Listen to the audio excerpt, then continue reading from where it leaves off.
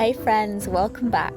It's been a while since we cast a bell on this channel, and today you're in for a real treat. This is the beast of the Foundry, our largest furnace, capable of holding up to 1.5 tons of molten bell metal. And when this thing roars to life, you know something special is about to happen. In this episode, you'll join Antony and Sam as they spend the morning preparing for casting day.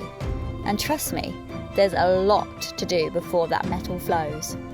So stick around for fun, friends and fire. Don't forget to like and smash that subscribe button. Good morning, it is 7:30 a.m. on a Thursday.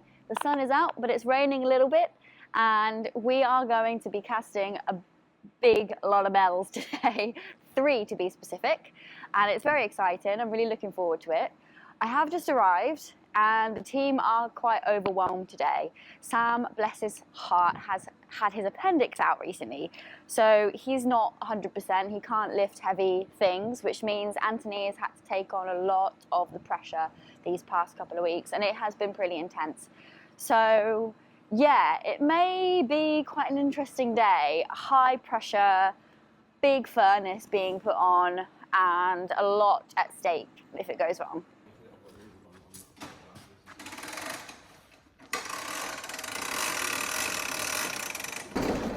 Yesterday, Antony finished the lettering on the cases of these moulds, each detail carefully pressed in by hand. Once complete, they head into the oven overnight to harden and set, ready for casting. If you haven't seen how lettering is done, go check out the films on the channel. It's a craft worth seeing up close. It's so warm in here. It's like walking into a sauna. When you said this morning that you're going to be in a grump, I didn't realise you were going to also be abusive. No abuse. God, you're so Gen Z, it's painful. So sensitive. I just got told off for not bringing Antony breakfast. Yeah. You don't do anything Because else. I am a kitchen other than shoving a wench camera in my face. and a woman, and that is my role. Good job I'm pretty chilled out about these kinds of things, otherwise... Yeah, that's it. Look, today was the kind of day where it's only going to get better by eating like something greasy, something meat-based. No, it wasn't greasy! Can you tell me a little bit more about this furnace, Ant? It's big. It's green. Oh, well, it's brown, actually. It's good. Does it behave itself? Huh? Does it behave itself? Oh, this one's great, yeah. This one is so anticlimactic, it's wonderful. Normally, the first thing on my mind when I'm doing any form of cast is the furnace and how much like I don't know what I'm doing is it going to make me look today. You hear that, Mr. Furnace? You're under a lot of pressure to perform today. Josh on Tidy Up Crew. While Antony is busy bossing Josh around, Sam is working on the moulds.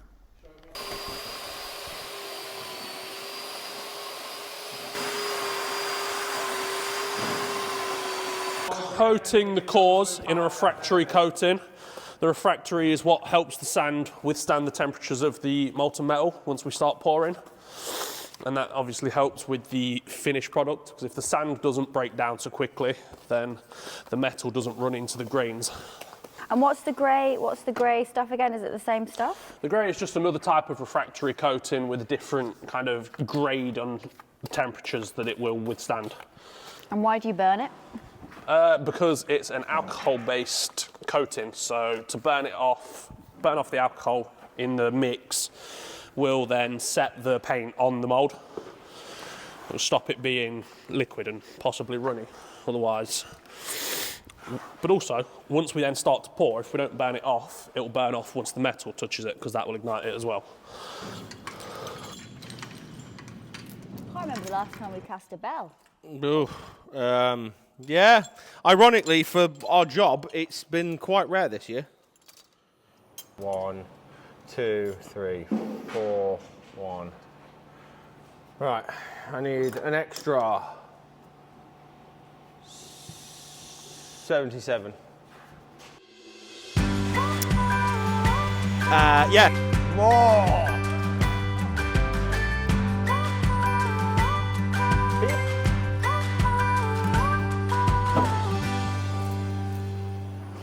What is that? Just a mic? I'm all mic'd. You're mic'd up. So basically every 6 months we have to have a review of air quality and fumes and noise testing, and then he's going to monitor what we do throughout the day. So you know how I told you this morning that you've got to be wearing earplugs when the furnace starts and everything? That's why, to make sure that the noise levels that we're experiencing, we're wearing the adequate PPE for. So if he comes in and goes, oh, there's barely any noise, you're fine, it's chill. If you two shut up, it won't be that loud. Then we're all golden, but because that's going to be running, we're going to need to be wearing ear protection because it's going to be above a certain limit. Is that right? That's what he said. There you go, coming for your job, mate. Drag them around and see how many of them are under 23 inches. If they're under 23 inches, they ain't getting smashed up, they're just going in solid. Now that the chippings, ingots and old bells have been weighed and logistics on how to get the old bells into the furnace has been figured out, it's time to fire up the beast. So, it's exactly the same as its little sisters, it's just bigger. The good thing about this one as well is that it actually, so, you know how we have a pilot light system now, and we use that? Well, that there is the pilot light. So that's what all the burners have. So that would have had a gas pipe connected to it, and you'd have lit that, and then that would have been your pilot light to create your flame. So what we've got to do is unscrew this. And this is the fuel nozzle. And then we move my bucket of spare liquid. So you see how it went? That's not what we want, because if it does that, I don't know why. So if it does that while we're trying to burn, we'll get like a really weird, uncontrollable burst. So do you want to be my emotional support, Sam? So I always used to get Sam to come and stand with me, because I'd be like, no, I don't want to do this on my own, it's scary. So if it went bang or like made horrible noises, I had someone to look at to be like, all right, you can turn the fan on. No, that's the pump. Oh, it says fast.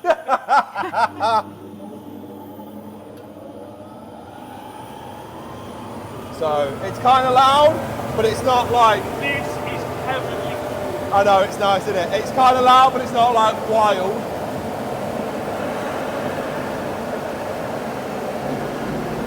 Oh yeah, I forgot, she lights herself.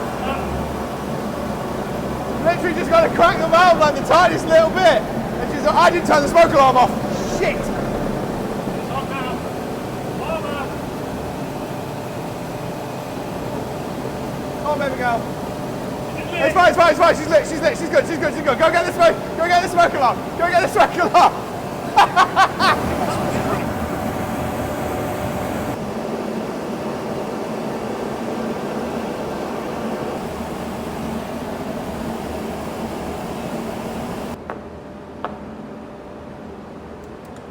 It just works, it's so well insulated, and the flame's all funneled to where it should be.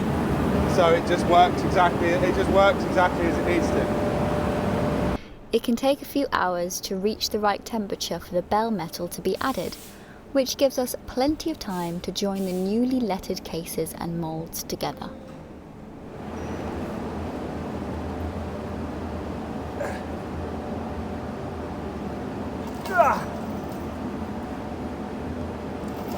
That's where the beer belly comes in.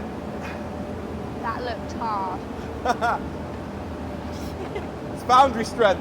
So the big ones are weighted so that they will naturally want to sit like that. So when you pick it up, it will always roll mouth down. And you have, so what you do is you have a block and tackle that fits to, so the holes here are big enough to fit like D-shackles through. So you put a D-shackle through that one, so that hole there is perfectly in line that way, so that when you want to roll it over, you put a D-shackle in there with the block and tackle, you winch the block and tackle, and it really slowly and controllably tips the bell up for you, and then you can move it around. And then when you're ready to, like now, so we're ready to close it, you pick it up on its side with the block and tackle, lower the block and tackle off, and then it slowly lowers the big bell round. It's the mould sealant. So once we know this is equal, left and right, forward and back, we'll take the case back up, run off 2 beads of this all the way around, and then once we put it back down, obviously this will seal the joint all the way around.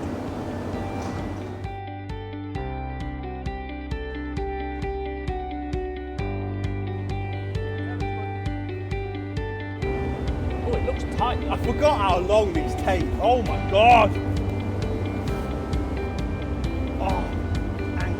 Oh, that's pretty. Oh, I don't know. Take weight and we go up. Yeah, so we put it down to make sure that it actually closes and that the gap seals. Now we bring it up, we'll move it out of the way, we'll brush the joint, we'll put the glue on, and then we'll put it back. Stop it. If you think this is great, I'll come back again.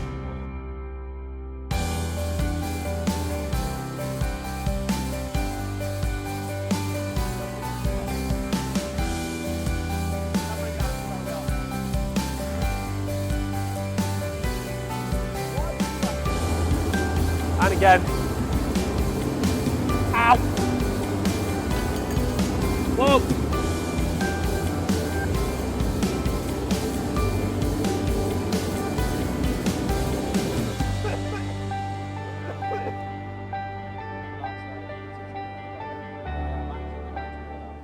That is an exact copy of font that was used by tailors in 1883. And we still have those letters. How mad's that?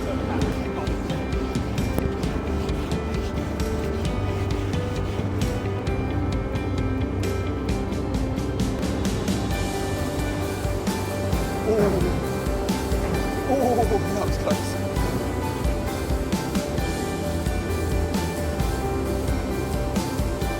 Ear defenders, but it's just so hot at the minute we've got